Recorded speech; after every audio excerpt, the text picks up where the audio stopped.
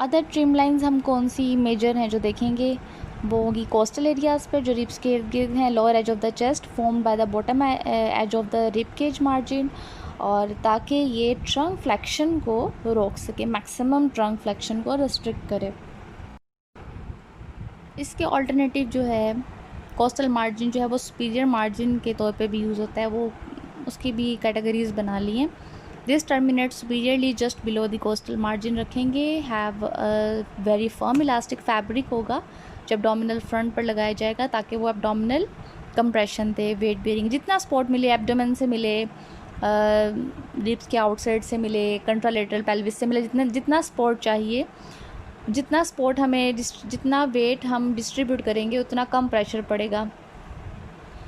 अगर obese patient है तो उसको ज़ाहिर है ज़्यादा सपोर्ट चाहिए, ज़्यादा स्ट्रक्चर चाहिए, ज़्यादा एरिया चाहिए वेट सपोर्ट करने के लिए, तो ओबीज़ पेशेंट है उसको हम हाई ट्रिम लाइंस देंगे सुपीरियर मार्जिन तक, so that the costal margin में शेयर द वेट बियरिंग, ताकि वो कंट्रालेटरल साइड से भी सपोर्ट ले, एब्डोमेन से भी ले और कोस्टल मार्जिन से भी सपोर्ट ले, तो वेट जो वो डिस्ट्रीब्यूट हो जाएगा। और अगर स्लेंडर पेशेंट है, वीक पेशेंट है, तो नीड एंटीरियर एब्डोमिनल कंप्रेशन, तो क्योंकि वो वीक है, ओबीज़ नहीं है, तो एब्डोमिनल कंप्रेशन उसको पकड़ अच्छी चाहिए ताकि सॉकेट ना उतर जाए, और कंटूरिंग भी चाहिए कहाँ पर, over the 11th and the 12th ribs posterior side से।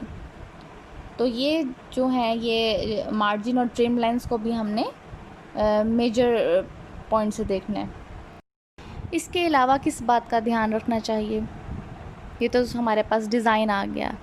अब हमने लेवल भी डिस्कस कर लिए तीनों हिप डिसआर्टिकुलेशन की, और डिज़ाइन भी देख लिए, बेसिक था, हेमीपेल्वेक्टमी था, डायगोनल सॉकेट था, ये सॉकेट के डिज़ाइन थे, और इनके हवाले से कहाँ कहाँ कवर होना चाहिए, कौन कौन सी जगहों पे वेट बेयर कराना चाहिए, ये हमने पढ़ लिया।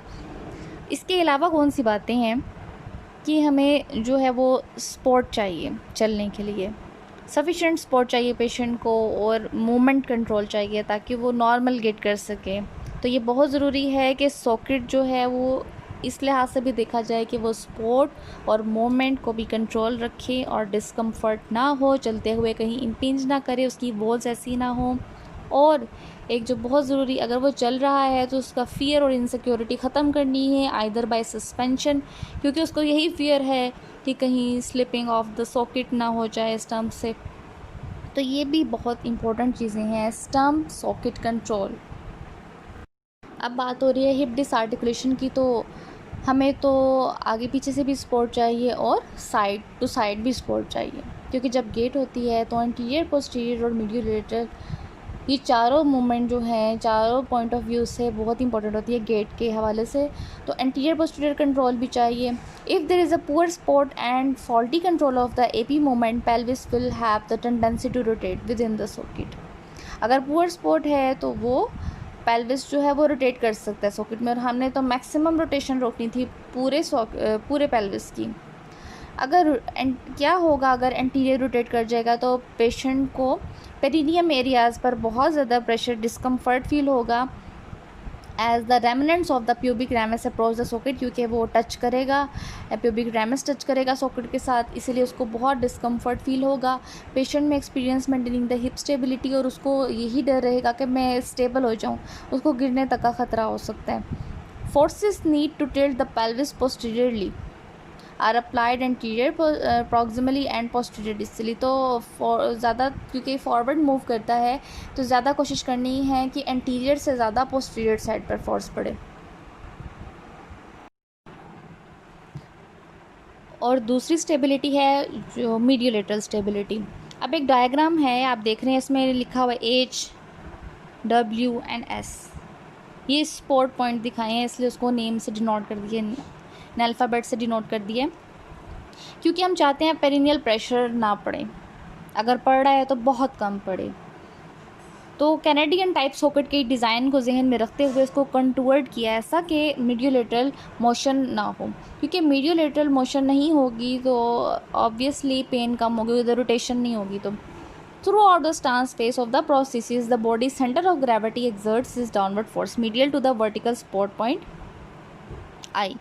ये स्टांस फेस पे क्योंकि जो है अपवर्ड एंड डाउनवर्ड फोर्स उसको कंट्रोल कर रहा है, स्टांस फेस में सेंटर ऑफ ग्रेविटी जो है वो ऊपर नीचे जा रहा है।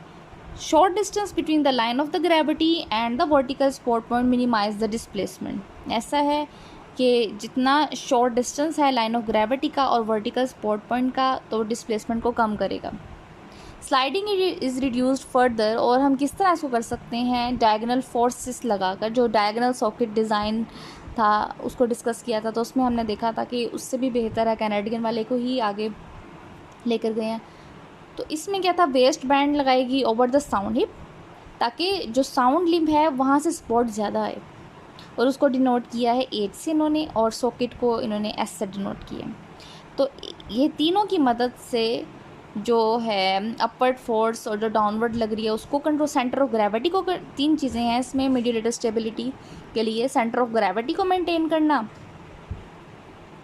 डायगनली सॉकेट को देखना कैसे एडजस्ट करना है, और साउंड लिम्ब से जो सपोर्ट आ रहे हैं either from the waste band and any other suspension. तो ये तीन चीज़ें इंपॉर्टेंट हैं। तो देखो वैसे कि 3 पॉइंट प्रेशर सिस्टम बन रहा है ये भी, तो ये मीडिएटर स्टेबिलिटी है।